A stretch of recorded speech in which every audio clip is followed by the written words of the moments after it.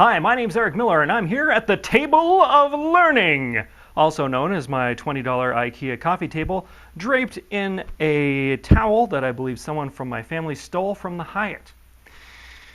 Anyway, what we're going to do right now is we're going to take a look at these two guns right here, the Daewoo DP51 and the Lionheart Industries LH9, and we're going to see how they're different and how they're similar and all that jazz.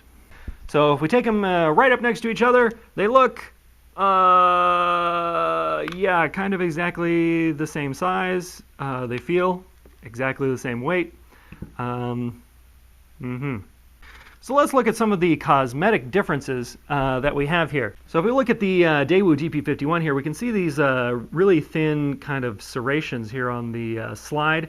And I can tell you that they don't offer a very positive grip. On the LH9, however, they have these much larger, or wider rather, serrations, and they are fantastic. I mean, they provide a really good grip on the slide.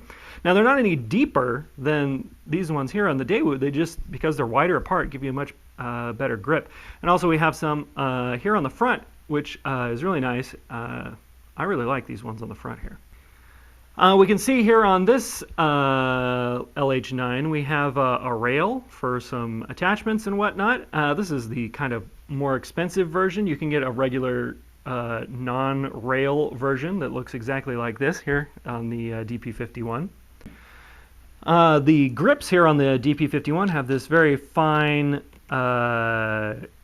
checkered pattern, which is perfectly fine. There's nothing wrong with it. However, on the LH9 has these big chunky waffle pattern on it, and boy, it really, you're holding on to this gun and you know it.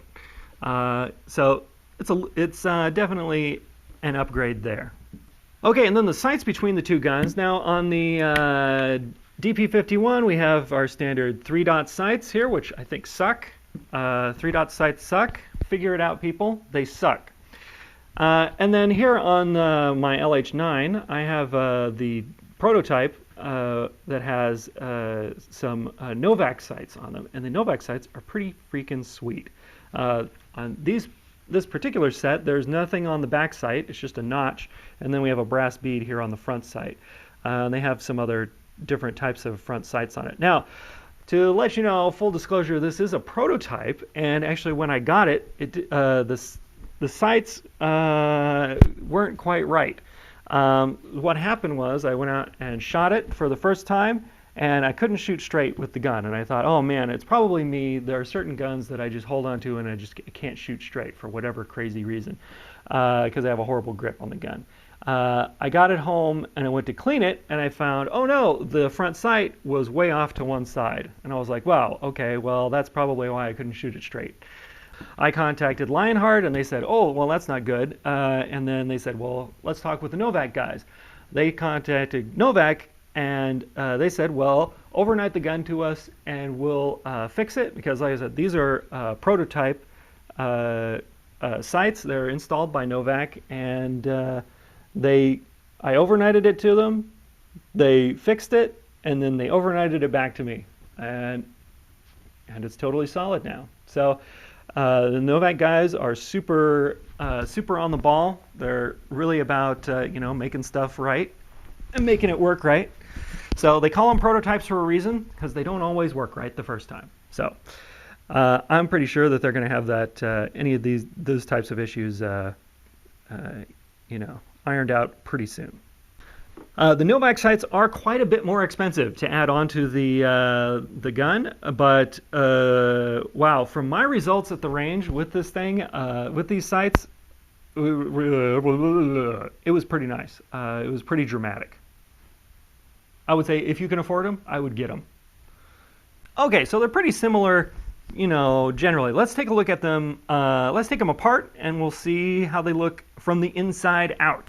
Now, take these guns apart. I always have a hard time taking guns like this apart because I can never do it right or very well. You have to get just a little notch somewhere. Ow. Okay. We did it. The same here. Ay, ay, ay.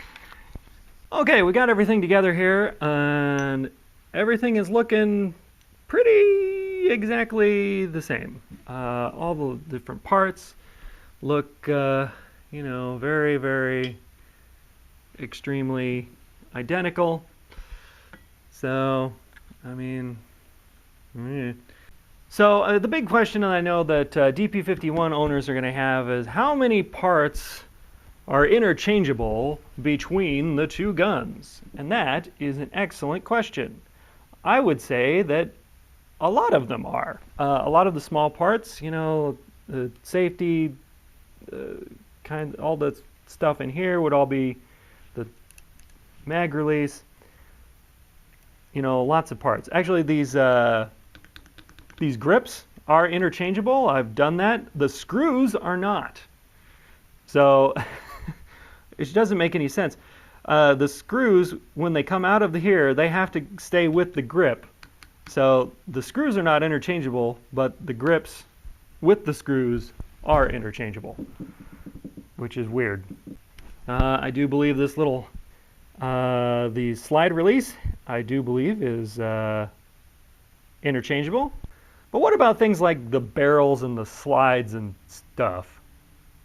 I don't know. Let's see what happens.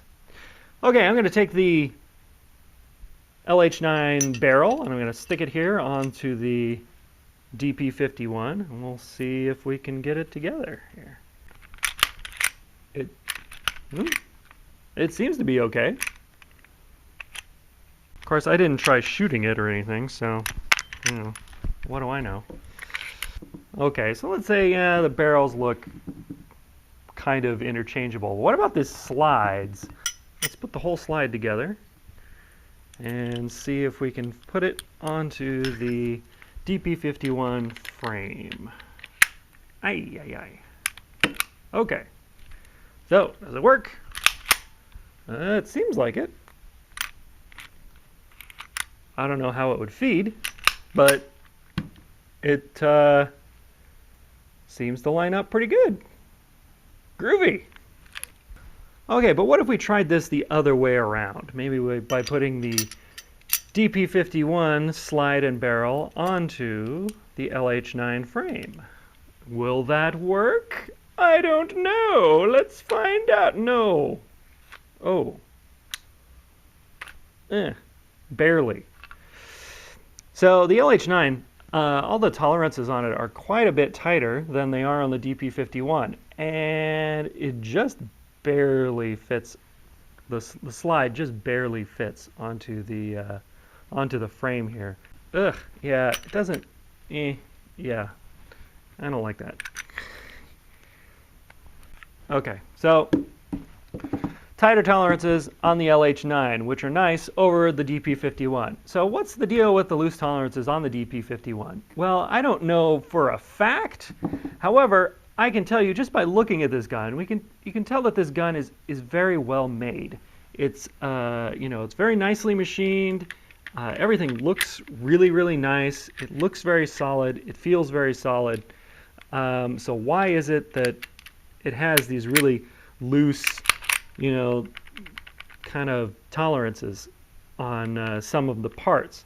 I have to assume that because it looks very well made, that the loose tolerances were done on purpose, possibly to increase the reliability of the gun in the field. If it has looser tolerances, it has fewer chances of getting jammed up or clogged up on stuff.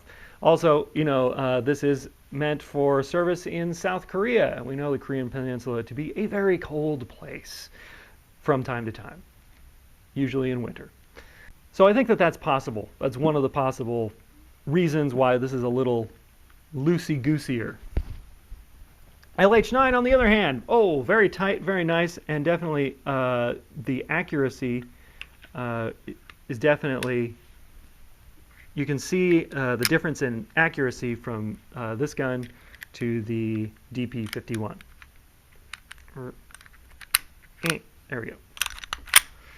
So the thing that we're really interested in about these guns, of course, is the trigger. So let's try that out by cocking each of the guns, and then we're going to put them into fast action / double action plus mode.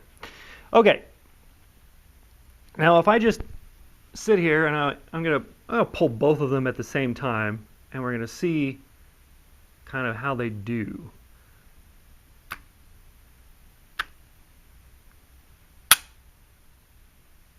So the difference between these two triggers is that the DP51, it's a pretty light tap to get it into single action, and then there's a slightly medium heavy, I won't say that it's really heavy, I'll say medium heavy single action trigger pull. The LH9, on the other hand, is actually really tricky to get from the double action plus into single action, because the single action trigger is so light. So basically you're just going to, boom, it's just going to go. It's really difficult to get it from here to here. You have to really concentrate and really think about it. Oh my gosh, okay. Because this double action plus trigger is just so light. I mean, it just feels like a single action trigger pull. It feels lighter than the single action trigger pull on this. This is heavier than this pull right here.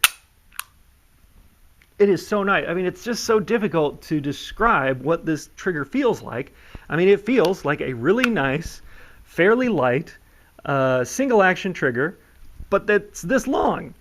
I mean, just boom, it just goes. This gun, again, is just, you got a single action, give it a little pull, there it goes. Okay, so the trigger on both of these guns, they operate in a similar way, but the LH9 trigger, wow, is so nice. It is so much nicer.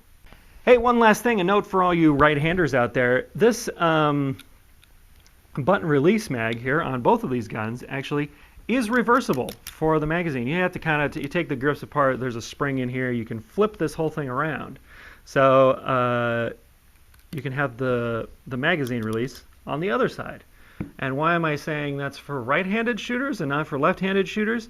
Well, here's what I see a lot when I go out shooting. When people are shooting right-handed and they have to change mags, here's what you have to do. Here's what I see a lot, especially with people shooting 1911s. Mag comes out, mag goes back in, and then like this, okay? People completely shift the grip on their gun just so they can hit the mag release. Some of the newer guns, of course, you can get the release without having to shift your grip. I can just get it here. I mean, like, just. I'll tell you a trick from a left-hander is that it's actually a lot better to have the mag release on the same side as the hand that you're shooting, because I can drop the mag a lot easier and a lot quicker using my middle finger or my index finger, and I don't have to shift my grip on the gun. Boom, mag's out, back to shooting again. So honestly, righties, try this out. You know, if you have a gun that has a ambidextrous mag release like this or something, put it on the other side and tell me that that's not faster. Okay, so there we have it. Daewoo DP51, Lionheart LH9, pretty much the same gun. Lionheart LH9, definitely lots of nice upgrades on it though. I really like it a lot. So I'd like to thank the Lionheart guys for loaning me the gun so I can take a look at it and have some fun with it. I totally did have lots of fun with it, and thanks all of you for watching and listening. We'll see you next time. Oh, well, hey, I almost totally forgot to mention this cool case that the LH9 comes with. Now it has this little, like, Velcro logo thing here. You can put your own Velcro-y thing, whatever, on, got a little attachment thingamajiggies here. But on the inside, we got lots of cool stuff. We got a lock and some fired cases and a target, test target thing. Those with, like, some brushes and some frog lube and the 2 mags. And then we have these little Velcro things here for Velcroing, I don't know, whatever. Gun goes in there. We got a really nice owner's manual. It's pretty nice. I just think it's really, really cool, so I just wanted to mention that that comes with the gun.